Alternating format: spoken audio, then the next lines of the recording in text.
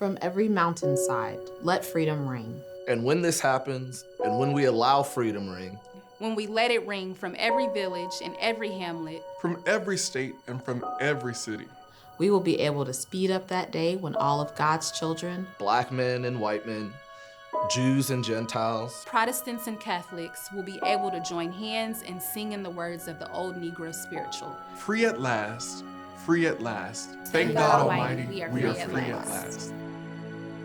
So for Martin Luther King Jr. Day, every year we would be in church for the NAACP program where we would have a guest speaker come and preach about something that was inspirational or motivational to the community, but it was really about giving back, about serving, about making sure that you were being present in the community and trying to help people.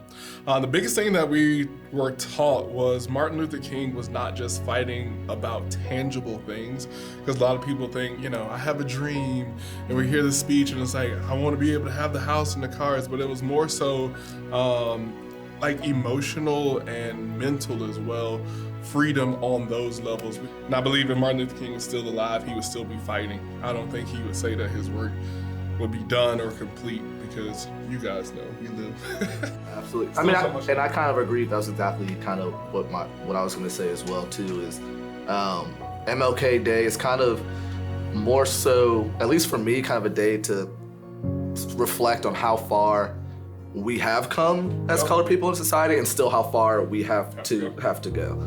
I think my fondest memories, I guess I would say, I went to an all-Black elementary school, and when the day would come around, we would always celebrate, post things on the wall, decorate the school, have plays and different things like that. So that was always fun to do. And actually, on that note, like you saying that you went to kind of an all-Black school, so I have sisters who are 10 and 9 years older than I am. And I remember as a kid, we lived in a predominantly white area, but as a kid, we went to Collins Hill High School. They had to, and there might have been 16 or 17, petition Collins Hill to quote unquote celebrate MLK Day, to have their teachers talk about it, and they went class to class. This was in 98, 97. And so that's still that recent. They had to, the high school that I graduated to, they had to petition them to celebrate it and talk about it. And so that was funny that y'all at it all. Where you grow up does matter, because I got two different experiences through schooling. I grew up partly here in Norcross, and my school was predominantly Hispanic and Black, and we celebrated a lot of, my school did a good job of constantly putting in your face different cultures, different things, especially when it came to MLK Day. We always had field trips and stuff. I can't tell you how many times I've been over to the MLK house and the museum and all that. I've been there so many times, every single year between school and church.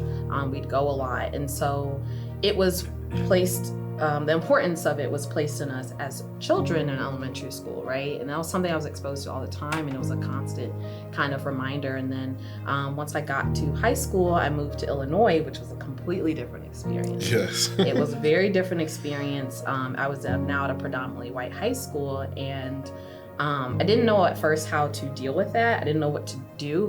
That was not something it was a culture shock. It was a huge culture shock. And then realizing when it came around to MLK Day, or just even February in general, it was not celebrated in the same way. They'd mention it in class, and maybe they do an announcement about it or something, and that was it. Yep. The level of importance had been gone, so I lost it too, because I wasn't exposed to it as much anymore. My mom was actually just telling me, because my mom is a little older, but she's from Washington, D.C., so she was telling me that she actually got a chance to shake his hand and march in the parade with her mom, which is my grandmom as well. So that's pretty cool. Those are I didn't even know that. Cool. But that's very cool. Yeah. I think for us as well, for people who grew up close to Atlanta, we have this sense of pride to Martin Luther King because he was so close to us in our community. I remember my grandparents as well telling stories about, I remember he was coming here or going here or doing this. And Jazz, my wife, and my child, I took them to see Ebenezer as well recently, because she grew up in California. So for her, it was a different experience growing up on the West Coast. So when she got here, she got to see some of that Atlanta pride. What it taught me though, and what I still think about today, is just those principles of nonviolence, the principles of biting your tongue and not speaking sometimes when you want to retaliate. Those are things that still, I think, carry over today. And I also think kind of that day serves also as a reminder, because like you said, nowadays it does kind of look different in society. In some areas, some populations are trying to pretend like that period of time didn't happen. And so MLK Day kind of serves as maybe that reminder to be like, hey, back in the day it wasn't that great, and we still need to educate ourselves on what happened then to make ourselves better in the future. And another point as well, like you said, it wasn't that far ago. If Martin Luther King was still alive, he'd be in his 80s. We're not talking like hundreds of years ago. Right. We're talking about like our grandparents or great-grandparents' age. Like, that's how close we are to this. And I think some people try to make it seem like it's this far off, distant. Like, no, like, I remember my grandparents telling me when they could not go to certain places or shop at certain locations because of what was happening in our country. So we have come a long way, but we're not that far removed, and we still got a lot to do. Yeah, and I think it's important, like, we have the Diversity and Logistics Organization. I think it's something that is very important and to have at a company, because diversity is important and days like this should be celebrated. And some people don't know what the day means and they do need to be educated. So having an organization like this where we all value diversity and, educate others, I feel like that's something. And it takes diversity as well. Martin Luther King, his team was very diverse. Like, he didn't accomplish it by himself, but he had people surrounded by him that helped him accomplish, that looked different from him as well, that had different visions or missions as well, but he was able to organize, I think, like no other. There were a lot of preachers who were probably saying the same message during that time, but he was able to organize, bring people together in a way that was able to move a masses. So diversity in organization is very important.